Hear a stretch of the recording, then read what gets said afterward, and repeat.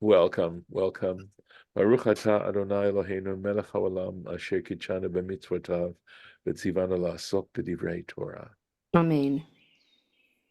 Thank you. And I just want to say, I'm just so happy that, we've been doing this now for maybe onwards to 3 years.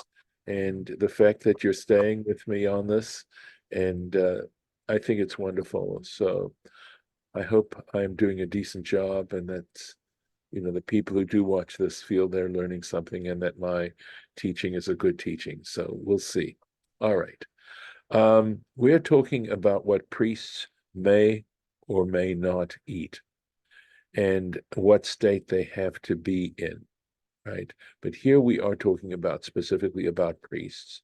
And we're saying here, nevela utrefa lo yochal. So something that has died, an animal that's died. In other words, it wasn't shechted, it wasn't properly and ritually slaughtered. Utrefa, something that is torn by beasts. Now, that literally, taref, it's Jacob mentions it when the brothers bring Joseph, the kid that in Joseph's coat of many colors, and he says this is Tarof Toraf Yosef, means torn essentially. However, it is extended, and I double checked this because I remember this, but I wanted to be certain. It ultimately means an animal that would die within 12 months. In other words, if there's something wrong with the animal physically that would cause it to die within 12 months. And this is, by the way, just editorially, this has to do also with the with the determining of whether a slaughtered animal is kosher. So that in today's process, when the animal is initially slaughtered, there is an individual who's called a bodek, a checker, and what he does is he feels the lungs of the animal that's just been slaughtered to make sure that there are no adhesions.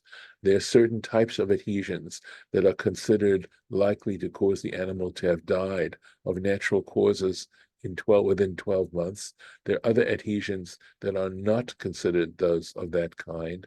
And so this person has to be a very special expert in being able to determine that, because if he finds adhesions of this kind that would render the animal to die within 12 months, the animal cannot be considered kosher for consumption. And and then on the other hand, if those adhesions are not that kind, the animal is considered kosher, it is okay.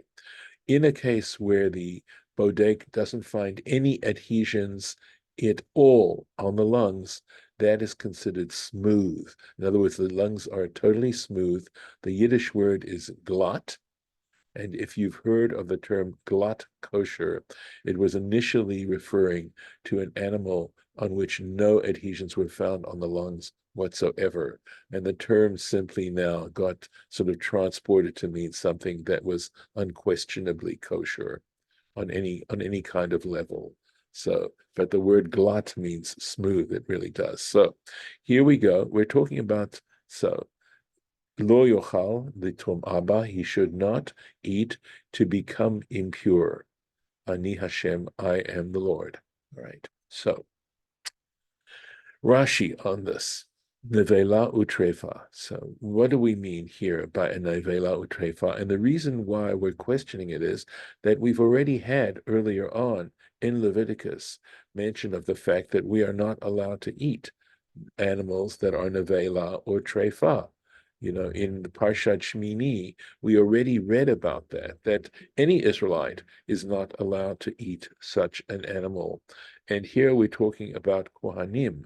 So certainly if an Israelite isn't allowed to eat a nevela or a trefa, there's no question that a Kohen would not be allowed to eat it. So what's it doing here? So it's screaming out for interpretation. Lo yochal tomaba, he should not eat of it to become impure. Le'inyan hatumah is here kan. So he says this is mentioned here specifically to do with the issue of impurity. The previous sentence and the passages were dealing with the impurity of Kohanim, okay, and situations involved there. Here we go. she'im achal neflat of tahor, that if he eats the nevela, right? In other words, an animal, a bird. Of tahor means a clean bird. We know that birds are divided. Some birds are considered clean, meaning they're kosher, and there are birds that are defined, such as an eagle or an ostrich, etc., that are considered unclean birds. Okay, here we're talking specifically about the carcass of a clean bird, right? A bird that by definition is considered a kosher bird. It still has to be slaughtered in a proper kind of way, but regardless, at least as a species, they are kosher. She'ein la tum'at maga umasa, because this particular bird does not render one impure by touching or by carrying. So when it comes to an unclean animal, an animal that's an avela or a trefa, not a bird now, but an animal, if it is a nevela, okay, it is considered impure, and it becomes impure by simply being in contact with it. Likewise, there's certain species of animals which apparently render one impure through carrying for sure, but even touching, okay? So an animal that a clean bird, right? A clean bird does not render you impure if it's a nevela or tarefa. Ela tumat achilat bevet habli'ah. Okay. However, the way in which one becomes impure, if this bird is a nevela and you consume it, okay, if you eat of this, then you become tameh, you become impure. It's a very arcane level of becoming impure. You don't become impure by touching the bird. You become impure when the flesh of this bird enters your throat. Asur lechol bekodshim. Okay, so he says, um, let's make sure I've got this. Okay, so if somebody were to eat such a bird, okay, this is a clean bird that is considered a nevela, he becomes impure in this way, and he's not allowed to eat sanctified food. V'tzarich lomar, right? And we have to say the reason why Scripture mentions utrefa. Why does it mention the trefa? Because if it's a trefa, then for sure it became a nevela. So why is it mentioning trefa in this sentence? So it's saying the reason is me to explain this particular law. Mi sheyesh b'mino trefa. In other words, we are referring to something that has in its species the concept of trefa. Trefa. Yatsa, in other words, we talked about what trefa means, right? Something to an animal that would die within 12 months, right? Yatsa nivlat of tameh. So we do not, this excludes this category excludes an impure bird, she'ein b'mino trefa, because it does not become trefa. It's never considered trefa. For one, you never can eat it, okay? So for sure, it's not going to matter one way or the other as far as that's concerned. So I was thinking also, does an oftame render the person impure through touching or carrying? It's possible that an impure bird does. A pure bird does not. That the only way someone becomes impure is from eating or touching or being in contact with a pure bird that's a nevela is through trying to consume it or consuming it. Going on. Any questions before I go on? I mean, I feel that this is very complicated, but I'll do the best I can on this. Right. Vishamru et mishmarti, they shall guard my charge. In other words, they shall hold fast to my charge. In other words, these commandments. This is Kohanim, right? Velo yisu alav chet, and they shall not bear sin for that. In other words, by having violated these commandments, they are now going to bear, they're going to have the burden of sin upon them. Umetu, that they die through, sorry, let me see, make sure I have the right place. Okay, yeah, umetu, and that they die, bore through it, ki yechalaluhu, in that they have profaned this particular law. Ani Hashem mekadsham, I the Lord sanctify them. Make sure I've got this. Yes, okay. So let's take a look at the Rashi. Vishamru et mishmarti, they shall hold fast to my charge. Mile echol truma. So what's the context of this? This is so important. And he's saying the context here specifically refers to a case of truma, betumat haguf, consuming truma when they're in a state of ritual impurity. So let's explain, just go over Trumah again. Trumah, remember, was an offering. It's a very low level of sanctity that a farmer would give to the priest. It represents, what happened is that after harvesting the crop, let's say the grain, he would take it to get ready for market, and he'd smooth out the pile of grain, and at that point he could measure it, and he would basically separate out 1/50th, right? In other words, 2%. And that 2% was designated it as a gift to the priest, and he could not personally consume it. This came right at the top of before he separated out anything else, and he would give it to the priest.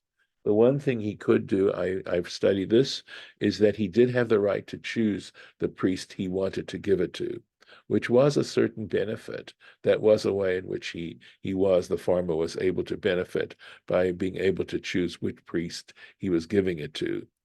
But the priest, now we're being told, this truma, the priest, he had to be in a state of purity to consume it. We've talked about this a little bit before. He had to make sure that the food itself was in a state of purity before. Otherwise, I believe he could burn it. He could benefit from it by burning it, and he had to burn it, the priest. And what we're saying here is that, he had this perk, but at the same time, he had to be very careful to make sure that he ate it in a state of purity. Vametu, and then it went on to say that they not die, right? Otherwise, they will die. And Rashi explains bo, right, through it. Lamadnu, we learn from this, shehi mitat bidei shamayim. We learn that this is not something that a court would be responsible for adjudicating. This is literally mitah bidei shamayim, means death at the hands of heaven. So we're really getting into very mystical kinds of stuff, and you can see a connection between death, the issue of mortality, and purity and impurity. There's this direct connection. And so that's what eventually, after all these years, led me to, just processing these connections that are there, to realize that the issue of purity and purity is directly connected with the issue of immortality. That ultimately that's what it has to do with. And of course, nowadays, we're not as obsessed, let's say, with that particular issue, at least consciously obsessed, as we might have been in the past. Because for the most part, life is just so much more pleasant for us. And that's one reason at least I give for this. But regardless, I think there was an issue that life really is so short. There's the issue of how significant it is and how significant our lives are. And also the idea that given our level of consciousness and what we're able to achieve as human beings in that regard, makes one wonder, is there something beyond? And I believe the Torah is trying to teach us without question. But the thing about Judaism is it's not a gimme. It's, for the most part. I'm not saying there aren't certain elements of what we could call grace, but nevertheless, for the most part, we have to earn it, which I think is really an interesting concept that is capable of creating transformations in the nature of the way people behave. Going on, now we're talking about Trumah now. V'chol zar lo yochal kodesh. And a zar, a stranger, right? Lo yochal, should not consume sanctified food, kodesh. Toshav kohen, a bondsman of a kohen. V'sachir, and a hired hand, a hireling. Lo yochal kodesh. He shall not eat sanctified food. Rashi is going to be very helpful here in terms of explaining what's going on here, what's its context, what's it really talking about. So, Lo Yochal Kodesh, and he's basing this on what's written in the tractate Sanhedrin, right? The Trumah HaKatuv Medaber. Scripture here is speaking with regards to Trumah, right? It doesn't have to talk about further sanctified food. We know that, for example, how an olah is to be treated. We already know how a chatat is to be treated. We know that with shlamim, they are allowed to eat it. So they're not talking about that kind of sacrificed or sacrificial or sanctified food. We're talking specifically here about this truma that we were talking about before. Shekol Hanyan Diberba. So he says, because that's the subject of this whole section that we're dealing with. We're dealing with a priest's relationship to Trumah. Tov Shav Shel Kohen, we said a bondsman of a Kohen. Rashi, again, very helpful here. V'sachir, and a hireling. Toshavo shel Kohen, when we're talking about a toshav of a Kohen, because a toshav has sort of an idea of someone who's settled with the Kohen. Us v'schiro, right? Toshavo, and the person he is hired, okay? Lefichach toshav, because they have this relationship to the priest.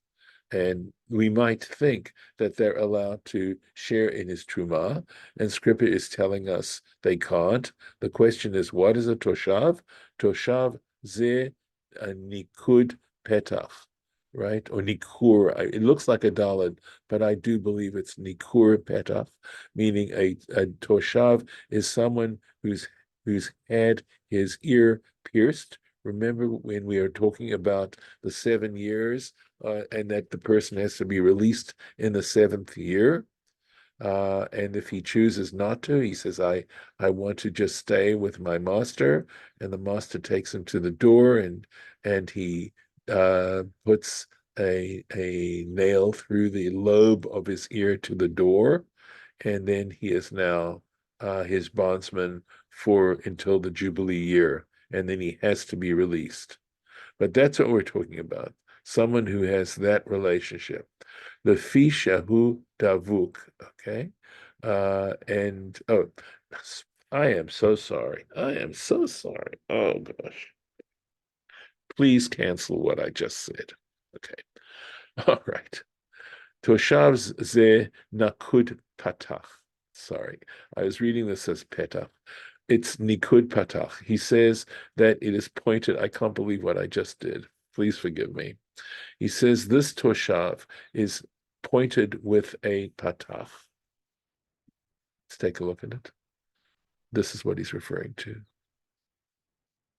And I prepared this and I knew it and I forgot it. So with less, like about an hour ago, right? He's saying this is pointed with a patach. That's the name of this vowel here, right? And he says because it's connected to the priest, to the word the priest. I'm so sorry. Okay, davuk, because it's connected, it's in smichut.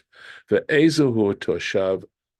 So what is, now he's going on to toshav. What do we mean by toshav? Ze nirtza. This is the person who's had his ear pierced. Here it is. Okay, this is where he's saying it. Shehu kanui lo, because he is purchased by him. ad hayovel. He's owned by him until the Jubilee year. I'm so sorry. Ve'eza hu sachir, and what is a sachir, a hireling? Ze kanui inyan shanim. And this is somebody who is his who is in his possession. He's oh, blocking on the word right now, but he's acquired. Forgive me. He is acquired by him the acquisition of years, right? Shiyotze b'sheish, because this is someone who will in fact be released in the 6th year. So that's the difference between Toshav and Sachir. Ba hakatuv v'limedcha. So scripture comes and teaches you, kan, here, she'en gufo kanoi, that his body is not acquired, la'adonav, to his master, le'chol b'trumato, so that he now is able to eat in his master's, the Kohen's, truma. So even though he has this relationship to the Kohen, he is not owned by the Kohen. His body is not owned by the Kohen. His labor is owned by the Kohen, and his time, he has to serve this certain length of time, and that's what's acquired by the Kohen, is the right to use him for a certain period of time, but his body is not acquired. Okay, so that's why he's not allowed to eat the Kohen's truma. Here we go. The Kohen but a priest ki yikne nefesh inyan kaspo. But if a priest acquires the soul by purchase, through purchase, in other words, we're talking about a slave, essentially, hu yochalbo, that person can eat in this priest's truma. He's allowed to do that. The Yelid Beito, and likewise someone who's born in his house, Hem Yochlu, they should eat Belachmo, his food. And here referring to food that is designated for a priest, i.e. Trumah, they are entitled to that food. So let's keep going here. Kohen ki yikne nefesh, right? Eved Knani. Here we're talking about literally the technical term here is a Canaanite slave, shekanui legufo. Why? Because he is actually owned, his body himself is owned by such a person. Of course, this raises a whole issue of Eved Kna'ani. The reason is that essentially, as you know, Judaism is not totally in favor of slavery. But here we're saying that such, in other words, as opposed to a Jew. So the Kohen can never physically own another Jew. But this person is a Canaanite, and so consequently he can. What is interesting is that this Canaanite has a perk that a Jew would not have, that is, a non-Kohen Jew wouldn't have, and also that there are things that in some ways process the person into becoming a Jew on some levels. So, for example, if he's male, the Kohen has to, or not just a Kohen, but if an Israelite acquires a Canaanite slave, they have to circumcise that male slave, which already starts a process of having him become a member of the Israelites, of the Jewish people. Yelid Beito, one born in his house. Elu, so what do we mean by this? Elu b'nei hashfachot, right? Okay, so this is talking about the sons, the children of a maidservant. So again, Canaanite maidservant, and their offspring are also allowed to eat in the Trumah. Ve'eshet kohen ochelet betrumah, and as to the wife of a priest, she is allowed to eat in Trumah. And we're talking here specifically if a Kohen married a non-Kohen, married a woman who is a non-Kohen, she is able to now eat in his Trumah as well. Min HaMikra Hazeh, from this particular scriptural passage. That's where we get it. We don't get it anywhere else. This is where we get it. Why? Because this particular verse has sort of laid down a principle. She'af he, this is not going to sit well, I can tell you right now, because she too, Kinyan Kaspo, is considered to be his through purchase. So let me back up a little bit. Not that this is going to help terribly, but essentially what happened was that when a man would engage or betroth a woman, he would say, "Are you willing to become my wife if through some benefit that I'm going to give you?" It's the ring, by the way, represents that benefit these days. Okay. And essentially that was the way this was. And of course, the ring had value to it. And that's the notion of kinyan kaspo. So, yes, on the one hand, the idea of the woman being owned by the husband is something that doesn't sit well. On the other hand, I would say that she becomes like his own body. He has to take care of her as if she was an extension of his body. And that's stated elsewhere in rabbinic material. The orderly made mimikra acher, right? And he goes on to say, you learn from a different scriptural passage, kol tahor beveitecha. It says there, anyone pure in your house, etc. And this is in the Sifrei. So again, though, it says, these people can eat, but they have to be in a state of purity as well.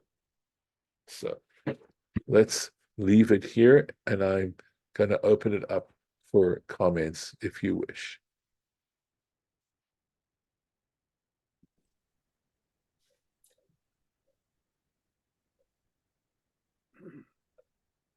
So the idea, Yeah, yeah, go ahead, Harlan.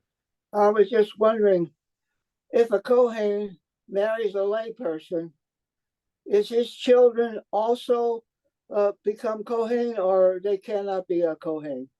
No, In other it words, if does a go Kohen through, marries a divorced person, right. Okay. Okay, so you just said two different things, Harlan. Okay, if a yeah, Kohen marries an Israelite, and this is actually going to be mentioned, this is suggested by what we already just read. Okay, right. that even if she's a non-Kohen, she Mhm. becomes part of his family. Okay, so Okay, she is able to do this. We're going to read some of these things, these passages coming up. If a Kohen marries someone whom he is not allowed to marry, okay, the offspring of that marriage are considered, the word is halalim, okay, that's the Hebrew word, and it means that they're unsanctified.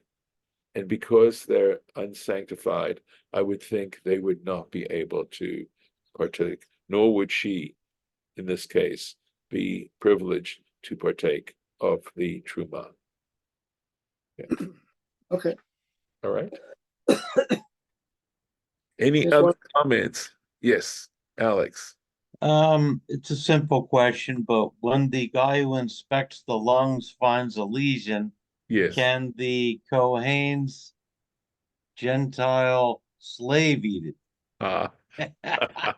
Wow, look at that. My heavens. Yes. Good question. I don't know. I have to say, I can't answer that one for certain. I think I would sense that the answer would be no. All right. If we're talking about that particular thing, that's a whole different kind of issue here. Okay.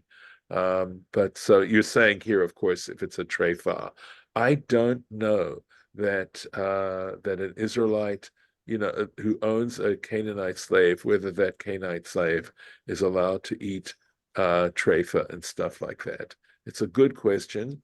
It really is. I mean, it's a very deep question.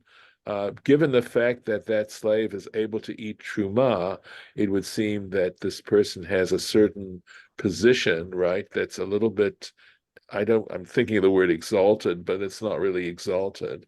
But clearly, I it's would a think privilege. It's no. a privileged position. And so Yeah, and consequently, to that bring should it go into along the with it. household would probably Yeah. be not Probably, kosher. probably not. Yes. Well, that might be from a rabbinic standpoint, but I would say even from a biblical standpoint, given the fact that this person has this particular privilege, that there's certain responsibilities that go along with privileges, and so we'd have to take away that particular ability. At least that's my superficial analysis. So, thank you. That's an incredible question. Thank you. It's great. Yeah.